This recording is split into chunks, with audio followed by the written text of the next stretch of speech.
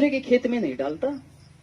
बोलो, एक अनपढ़ किसान अपने बीज को कभी दूसरे के खेत में नहीं डालता, लेकिन आज पढ़े लिखे मूर्ख इतना कीमती बीज, 7वीं धातु, 35 दिन में तैयार, 40 किलो भोजन, 1 किलो खून, तब जाकर तैयार, इतना अमूल्य बीज, और उसको कहीं भी डालने को तैयार रहते हैं।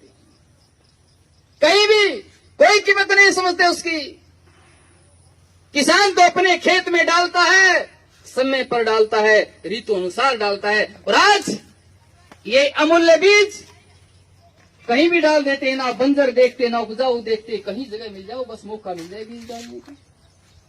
और जब अपने खेत की बारी आती है, थैला खाली हो चुका होता है, थैले में कुछ नहीं बचेगा। फिर संतान कैसी होती है? शीशे में फिट। संतान शीशे में फिट है। क्यों फिट है? बीज में ही दम नहीं है, बीज में ही दम नहीं है, बीज खत्म हो चुके हैं। तो मैं कहता हूं, यदि आप खुद का जीवन भी श्रेष्ठ बनाओ, और आने वाली संतानें भी तभी योग्य बनेंगी जब आपके बीच में कुछ सामर्थ्य होगा। यह शरीर कई वो ताकत है, जैसे गन्ने में रस होता है, संतरे में रस होता है, तो इनकी कीमत है। संतरे से रस निकल जाए, गन्ने से रस निकल जाए, पांव के नीचे रौंदे जाते हैं। ये शरीर में वीर्य है तो आपके अंदर रोज तेज उमंग उत्साह होगा, वीर्य नहीं है तो फिर कुछ नहीं है। राजा होता है शरीर का वीर्य, राजा। कहते जिस राज्य का राजा शक्तिशाली होता है, उसके राज्य पर कोई आक्रमण नहीं कर सकता, कोई लूटपाट नहीं कर सकता, लेकिन जिस राज्य का राजा कमजोर होता है, उसे कोई भी गुलाम बना सकता है, कोई भी उसकी सीमाएं लांघ सकता है। जिसके शरीर में वीर्य है, जिसके अंदर ब्रह्मचर्य पालन है, उसका जीवन देखना कितना आनंद में जीवन होता है उसका।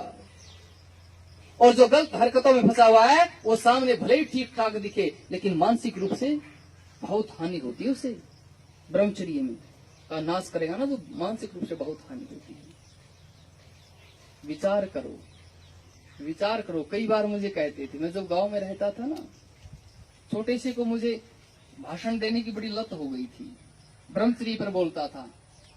गांव में नाई की दुकान थी, ब्रह्मचर्य पर बातें लिख करके उसके शीशे पर लगा दी कि लोग यहाँ चेहरा देखने के लिए आते हैं, इन बातों को पढ़ने। मेरा कमरा था, वहां पर चारों तरफ पोस्टर लगा दिए, वीर्य क्या है, ब्रह्मचर्य क्या है।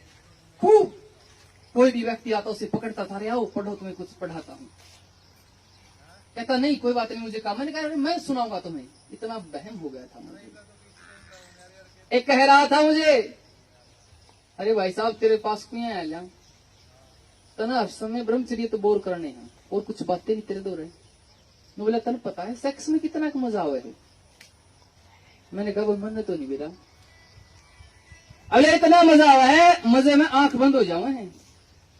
मैंने कहा कितनी देर आंख बंद रहो भाई, तुझे ब्रह्मचर्य का मजा पता है? तेरी 24 के 24 घंटे आंखें बंद रहेंगे मजे में। इतना आनंद है ब्रह्मचर्य में। कैसे? वो बताता हूं। एक व्यक्ति है, नौजवान है, शरीर में एक रोग हो गया, डॉक्टरों ने कह दिया ये अब मरेगा, और वो व्यक्ति मरते मरते अपनी संतान को बहुत सा धन, भूमि, मकान, गाड़ी दे गया। मरते मरते जो अपनी संतान को इतना दे गया, यदि वो व्यक्ति जीवित रहता तो अपनी संतान को बहुत कुछ दे सकता था कि नहीं दे सकता था? अरे मरते मरते इतना दे गया। तो साथियों, जिस समय मनुष्य के शरीर से वीर्य निकलता है, उसी समय मनुष्य को आनंद आता है, और उस समय वीर्य मनुष्य को कहता है, क्या कहता है कि अरे मूर्ख, जब मैं तेरे शरीर से निकलने पर भी तुझे इतना आनंद देता हूं, तू मुझे शरीर के तो अंदर रख के देख, तुझे हजारों गुना ज्यादा आनंद दूंगा। अरे शरीर में रह करके वो हजारों गुना ज्यादा आनंद देगा, लेकिन हम नहीं समझ पाते हैं। इसका पालन वो सामर्थ्य है।